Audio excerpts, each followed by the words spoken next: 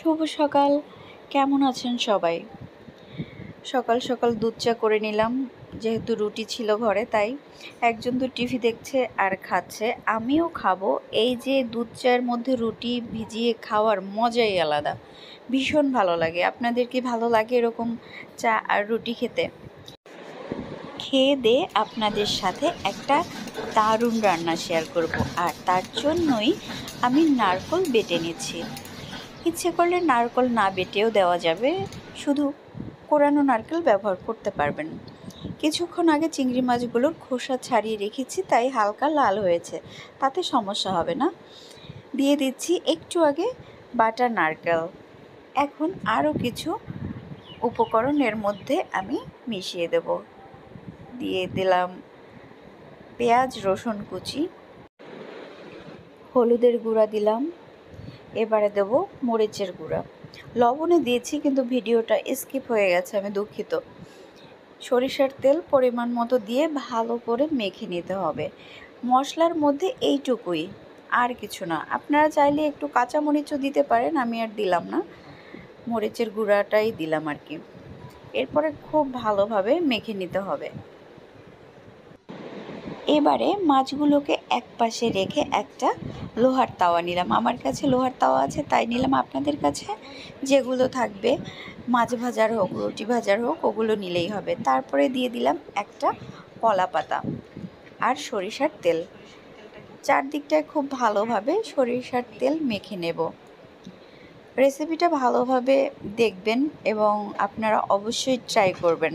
এটা যে কত মজার খাবার তাহলেই বুঝতে পারবেন, না হলে কিন্তু আপনারা বুঝবেন না যে এটা খেতে কেমন লাগে আসলে।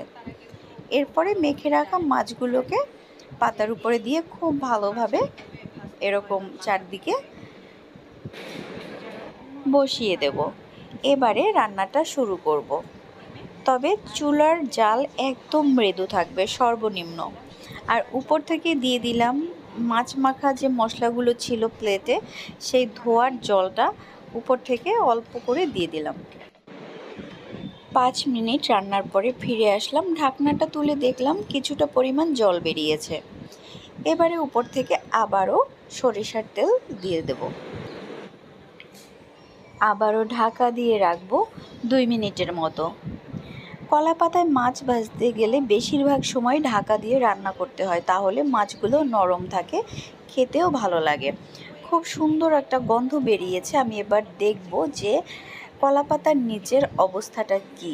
এই যে দেখুন, এটা হালকা লাল হয়েছে, তার মানে মাছ ভাজার এই পাশটা হয়ে গিয়েছে।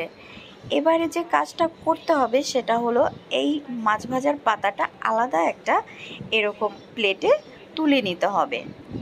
উপর দিয়ে আরেকটা পাতা দিয়ে দেব এভাবে, তারপরে আরেকটা প্লেট চাপা দিয়ে এই যে উল্টে নিলাম।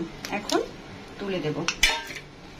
দেখুন লাল কিন্তু এরকম হবে, এর থেকে বেশি হলে বুঝতে পারবেন যে পুড়ে যাচ্ছে মাছটা, তাই তাড়াতাড়ি এভাবে একটা প্লেটের উপরে উঠিয়ে তারপরে উল্টে দেবেন। দেখুন কি সুন্দর কালার। আবারও তাওয়ার উপরে মাছগুলোকে দিয়ে রান্না করে নেব 3 মিনিটের মতো। ঢাকনাও দিয়ে দিলাম। 3 মিনিট পরে ফিরে আসব আর আপনাদের সাথে শেয়ার করব আমার মাছ ভাজা কেমন হলো।